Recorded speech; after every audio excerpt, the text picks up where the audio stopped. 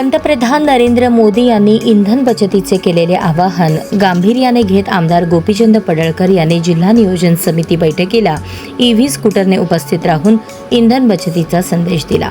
पश्चिम आशियातील तणावपूर्व परिस्थिती आणि इराणमधील युद्धामुळे जागतिक बाजारात इंधन दरात मोठी वाढ झाली आहे। भारत आपल्या गरजेपैकी सुमारे 85% इंधन आयात करत असल्याने देशाच्या अर्थव्यवस्थेवर त्याचा परिणाम होत आहे। या पार्श्वभूमीवर पंतप्रधान मोदी यांनी 11 मे 2026 रोजी नागरिकांना इंधनाचा वापर गरजेपुरता करण्याचे आवाहन केले होते। या आवाहनाला प्रतिसाद देत आमदार गोपीचंद पडळकर यांनी सांगली जिल्हाधिकारी कार्यालयात आयोजित जिल्हा नियोजन समितीच्या बैठकीसाठी ईव्ही स्कूटरचा वापर केला। सहकाऱ्यांसह केलेल्या या प्रवासातून त्यांनी इंधन बचत, पर्यावरणपूरक वाहतूक आणि आत्मनिर्भर भारताचा संदेश देण्याचा प्रयत्न केला।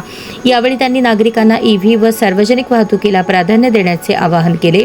तसेच अनावश्यक इंधन वापर, परदेश दौरे आणि सोने खरेदी टाळून देशाचे परकीय चलन वाचवण्यासाठी सर्वांनी पुढाकार घ्यावा असे मत व्यक्त केले।